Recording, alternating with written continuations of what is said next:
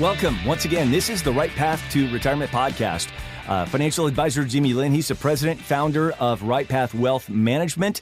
More information on his website at rightpathretirement.com. Again, rightpathretirement.com. My name is Jeff Miles, and Jimmy and I like to just kind of sit here and chat with you a little bit about what's going on with retirement, what's going on with the markets, what's going on with planning for your retirement. Whether you are already in retirement, listen, you can still plan even while you're retired. Or you're someone who's, 5 years out, maybe 10 years out, and you want to kind of get some ideas on best ways to do that. And first, Jimmy, I got to tell you, we've had some very interesting conversations recently about retirement today. And I say retirement today because, in a previous podcast, we were talking about volatility in the world right now, not just in the markets, but just in the world in general, right? It's crazy right now. And we've talked about this a few times, but the 24-hour news cycle amplifies things. But even without that, this election that we're involved in right now, nobody knows what the results are going to be. And everybody is just, you could see everyone battling and taking sides. And we want to get to the point, hopefully in this country, where we can kind of just go towards one single goal of just getting things stable in this country, whether it be inflation, lowering the interest rates so that people could, borrow money to purchase a home. We just need some stability because you're right. Right now, I always say it because I think it's true. You have social media, 24-hour news cycle. There's just a lot of volatility in the market because there's a lot of volatility in the world right now. It's like drinking from a fire hose, as they say. And, listen, I'm a dad. I've got two kids. I got one that's 12, one that's 10. I'm 50 years old. Retirement planning is something that should be on my mind. I'll be the first one to tell you, Jimmy, I'm probably like many people out there where it's hard to start like really diving into that plan when I'm worried about like my daughter wants to get on Snapchat and I'm like, I don't want you on Snapchat and whatever. Like, these are the kinds of conversations I'm having. Right. I'm like, these are the conversations I'm having at home right now. And so unfortunately, my mind gets pulled away from my life 20 years from now because, man, I can't even get past the planning for tomorrow.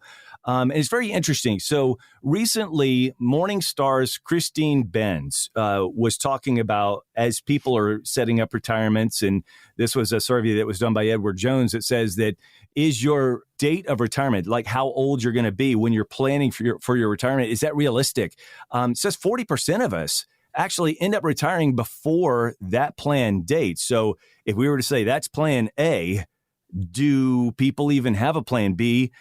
Christine Benz was saying, you got to be humble about this a little bit. You got to create a plan B just in case it doesn't go exactly as you're planning with plan A. What are your thoughts Jeff, on that? Yeah. Jeff, you know the famous saying, right? Failing to plan is planning to fail. You know what? It's so funny. I played sports, and when I played football, there was literally a plaque right above the doors. We left the locker room, and it said, if you fail to prepare to fail, right?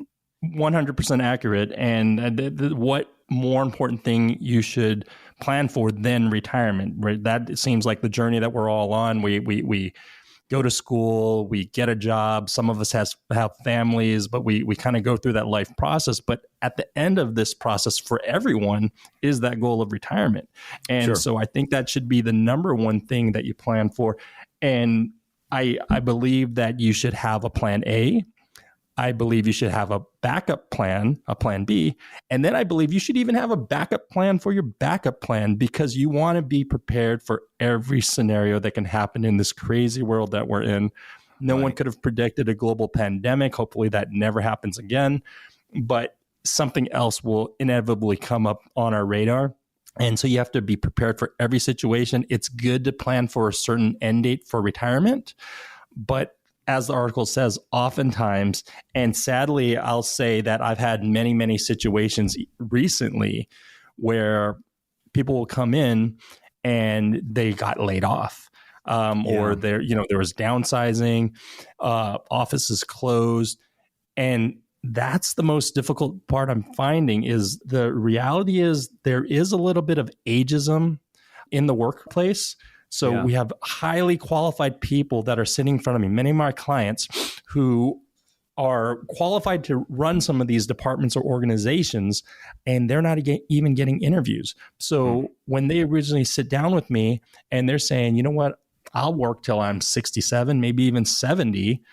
And so they're planning their lifestyle on that. They may have purchased a new home, purchased a new car. And because they know the high income that they're currently earning, they can kind of plan it out as their plan A that, hey, I'm going to retire at 67 or 70 or what have you. But what happens is in this volatile market, if there are job cuts, oftentimes it's going to be those higher paid, sometimes senior employees that are going to get let go. And it's sadly more difficult for them to find new employment. I've seen it time and time again. My clients telling me they're just not getting those interviews, not getting those contacts. And sometimes it's because on paper, they actually might be overqualified for some of the positions that they're applying for now, right? So they're not getting that look. And then it becomes, what's plan B? So it's important to have that plan B in place and make sure that some of the things we can consider is like when you're older, the traditional emergency fund is oftentimes considered 3 to 6 months of funds available for your living, but you may want to have more of a 1 year emergency fund in order to make sure that you don't have to liquidate some of your investments to supplement your lifestyle because you lost your employment, right? So you want to have some type of plan B. And then if that unemployment lasts longer, then you want to make sure that your assets are available so that you can figure out, sometimes, hey, maybe I do need to consider retirement now. And what does that look like? And so those are some things that we can map out for our clients. You bring up such a great point because when you think about the plan B and you think about, people who have to retire before their planned date, I think a lot of people may assume that could be because of health reasons, or maybe there's a family dynamic that just kind of puts you in a situation where you need to stop working so you can take care of family or whatever it may be. But the whole job thing and something you just mentioned there when it comes to, let's say that you're 61, 62 years old, you weren't going to plan on retiring until 67, let's say, and things are kind of take a turn for the company that you work for. You're right. They come after the big salaries first. And they also look at, and whether or not they are going to say this out loud, they're going to look at their overall company structure, right? They're looking at, how many years you've been there. They're looking at your salary, of course. They do look at your age and years of productivity looking forward, right? To Correct. them, they're looking at, you're going to be here for 5 years where we have somebody that can be here for 15. And the thing about ageism is it's very difficult to prove. So you can't really fight it.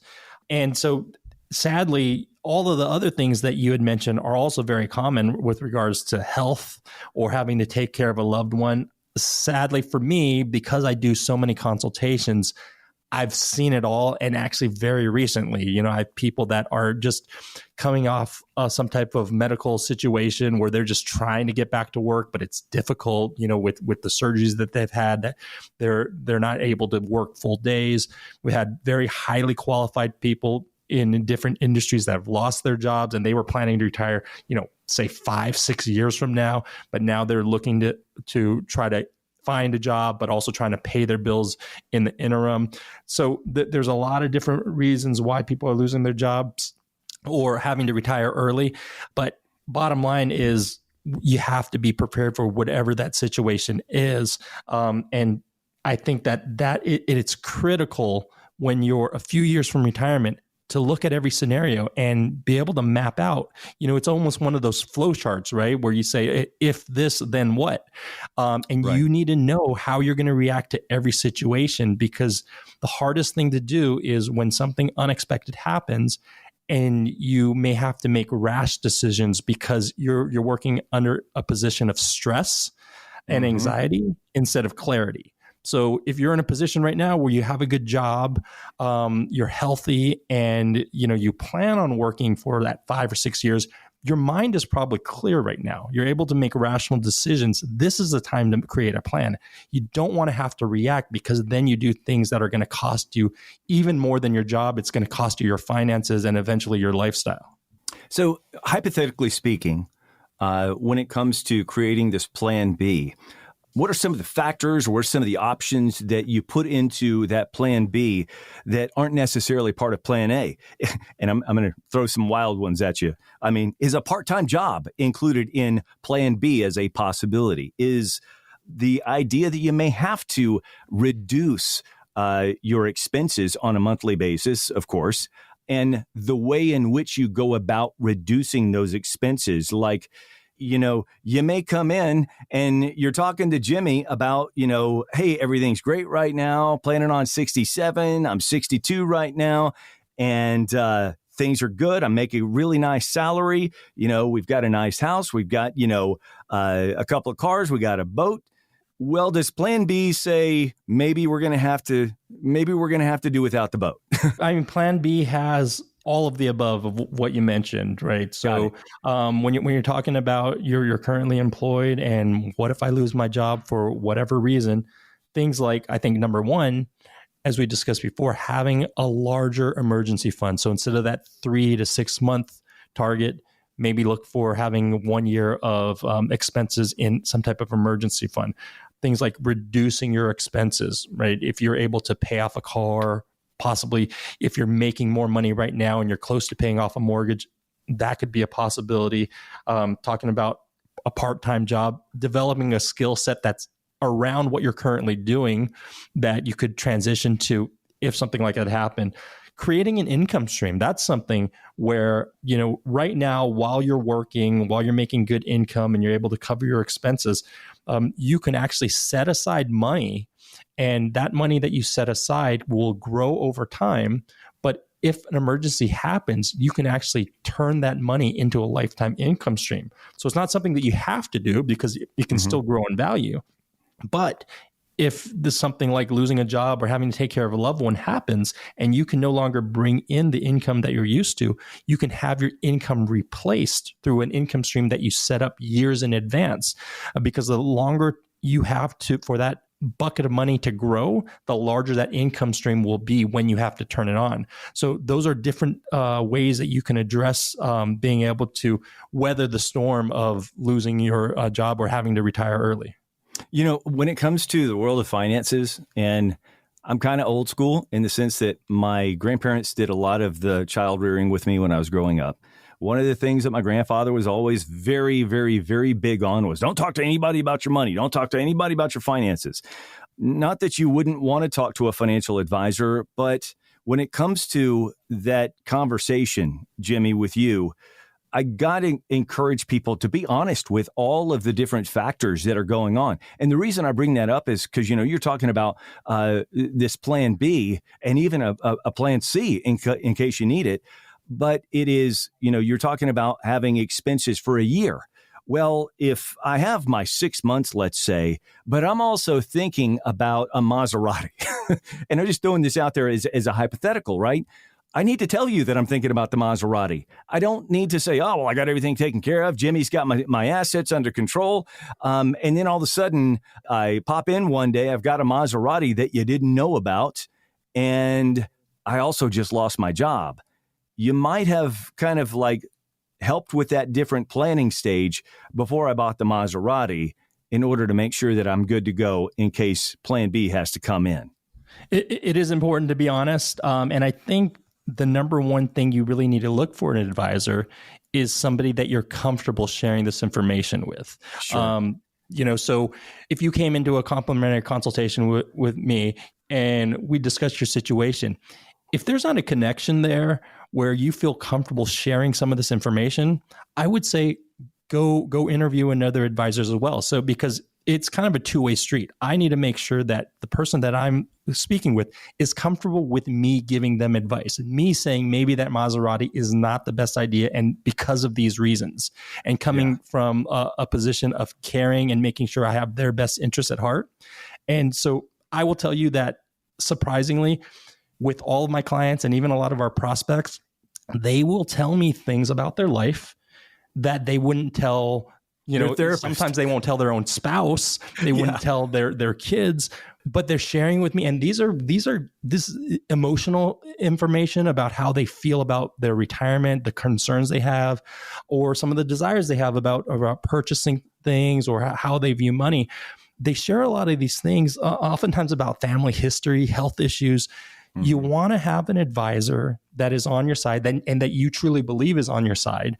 And I always tell people, when you meet with me, luckily, I seem to be able to create a connection with the people that I meet with. So I'm very fortunate to have a client base where, I consider them family. But the important thing is, don't shy away from not speaking to somebody about your issues, because that's the only way you can get any help. But you want to just make sure you go out and find that person that you're comfortable sharing this information with, and that you believe they have the knowledge and experience to provide you with accurate advice. I think that's the most important thing to do.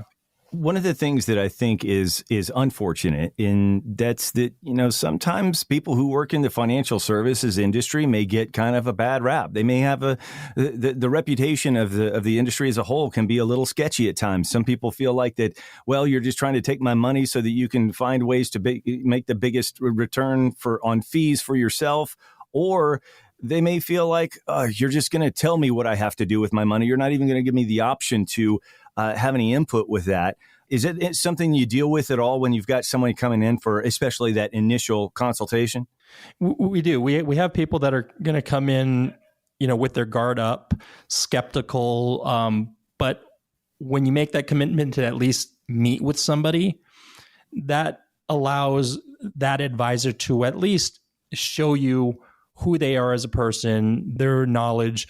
So it's going to happen that where I have people come in and it takes some time to build that trust. It could take multiple meetings to build that trust. But If I believe I can help somebody and I believe that they're a good fit, we will take the time to build that trust, build that rapport, and make sure that we can provide them with value so that they can lower their guard. But it still goes back to the fact that if that person comes in with their guard up and I am not able to make them feel comfortable in sharing their information with me, then I'm probably the wrong advisor for them. And I feel very strongly about that, because there's a lot of people that need help out there. There's a lot of advisors out there. So you have the option of finding someone that you feel a connection with. And I would say that is almost the number one thing that you want to look for, because when you feel that connection and then that advisor is also able to articulate the value that they can provide and the recommendations that they would make to you and give you a good reason why to do that. So don't let somebody tell you they want to do something but not provide a reason for that, because in that's the case, oftentimes the reason could be a fee, right? But you have to, with every piece of advice that we give to our clients, we always explain the reason why we're doing it. And once you can kind of make that logical connection, then you see where the value lies. Well, one of the things, and it's interesting that you kind of went in that direction, because that why factor, I would encourage people that if you're going in to meet with a financial advisor for the first time, I would ask them, hey, what made you decide to get into the world of finance and retirement planning? And Jimmy, you got a very interesting story. And we talked about this in one of our first podcasts about you got into this not necessarily because of the money. You got into this because the world of retirement planning hit your family really hard, your father specifically. And that's kind of what led you to really want to dive in on this, right? It did. I tell this story a lot at our workshops, but my father did not prepare for retirement. And he was a highly educated man, worked as a controller at an oil company. And then what the topic is today, right? He had an unexpected layoff. So My dad plan was B. in his early 60s. He did not have a plan B. My parents ended up opening up a restaurant that failed, and he had to get a job as a security guard in order to basically supplement their income in retirement to just live a basic lifestyle. So that hit home for me. And that's why when I talk to all of my clients, and if you speak to any of my clients, they'll attest to this, that I speak to them like they're, a loved one, a family member. And I make sure that I look at their situation long-term and make sure that we have that plan A, plan B, and even plan C, because it is so important to me. And I've seen what happens when you don't have even a plan A. And it could be detrimental. It could be catastrophic. Luckily, my father did eventually get to retire, not as early as he wanted to, had a great retirement, enjoyed time with his family, but it was such a rocky road to get there that I would never wish that on my worst enemy. Well, listen, this is a great, people need to get to know who their advisor is, find out why do they do what they do? Why are they in the industry of, retirement planning? Go to the website right now. If you'd like to schedule a time to sit down with Jimmy and the team there and talk more about your plan A, plan B, and plan C, you can get more information. RightPathRetirement.com is the website. Once again, RightPathRetirement.com. This is the Right Path to Retirement podcast with Jimmy Lin. He is a financial advisor. He is the founder and owner of Right Path Wealth Management. Jimmy, it's always great to get your insights. Also good to know why you feel the way that you do and the reason that you do what you do, helping everyone with their retirement. It's really good stuff, man. Thank you, Jeff. I appreciate that. You got it. Well, listen, make sure you're subscribed to the podcast. We'd love to make sure that you're getting more content when it comes to your retirement. Listen, we're in a very strange place right now in the world as it pertains to lots of different things that create unstable environments where that plan B may come into effect. And you may have to retire a little sooner. It may not be your choice to retire, as they say, when it comes to whatever your current situation is employment-wise. So make sure you're subscribed to the podcast and you get more information. More of the content is coming your way. The Right Path to Retirement podcast. Thank you so much for listening. I'm Jeff Miles for Jimmy Lin. We will talk to you next time.